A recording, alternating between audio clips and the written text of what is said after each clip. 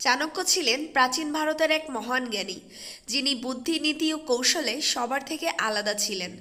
তিনি ছোটবেলা থেকেই অন্যায় সহ্য করতে পারতেন না। একদিন তিনি দেখলেন মগধের রাজা অন্যায়ভাবে মানুষকে কষ্ট দিচ্ছে। তখনই তিনি স্থির করলেন এই অন্যায় শাসকের অবসান ঘটাতে হবে।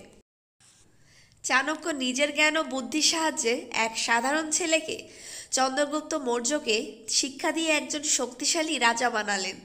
চন্দ্রগুপ্তের মাধ্যমে তিনি একটি ন্যায়ভিত্তিক মৌর্য সাম্রাজ্য গড়ে তুললেন, যেখানে মানুষ শান্তিতে বসবাস করত।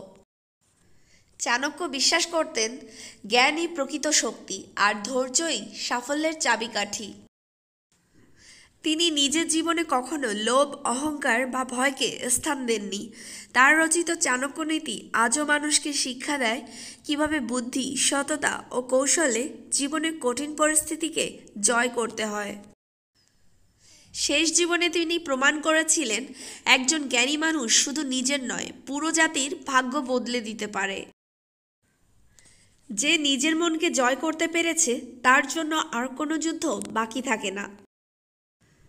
রাগ মুহূর্তের আগুন, এটি অন্যকে নয়, নিজেকেই পুড়িয়ে দেয়। বুদ্ধিমান মানুষ সেই যে রাগের সময় চুপ থাকতে পারে। যখন কথা বলার প্রয়োজন নেই তখন নীরবতা সর্বশ্রেষ্ঠ উত্তর।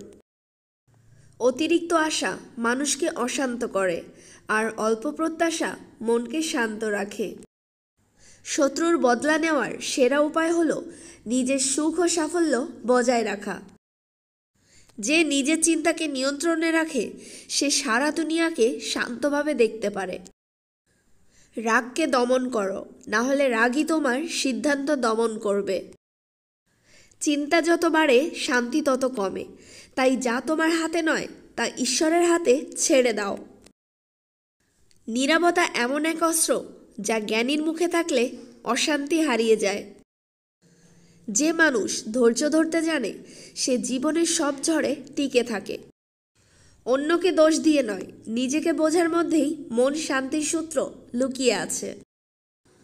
লোভ ও রাগ থেকে যে মুক্ত সেই প্রকৃত ধনী ও সুখী মানুষ। যে ব্যক্তি প্রতিটি পরিস্থিতিকে শিক্ষা হিসাবে নেয় তার মনে কখনো অশান্তি জন্মায় না। রাগ কমাও, কারণ রাগে জ্ঞান নষ্ট হয়, আর জ্ঞান হারালে শান্তিও হারায়। বাহিরের কোলাহল থেকে নয়, ভিতরের নীরবতা থেকেই শান্তি জন্ম নেয়। অন্যের কথায় নয়, নিজের বিবেকের কণ্ঠে কান দাও, মন শান্ত থাকবে। প্রতিশোধ নয়, ক্ষমাই মনকে হালকা ও মুক্ত করে। যে নিজের ভুল স্বীকার করতে পারে সেই সত্যিকার জ্ঞানী। যখন তুমি নিজেকে বোঝো তখন সারা পৃথিবী তোমার কাছে শান্ত হয়ে যায়।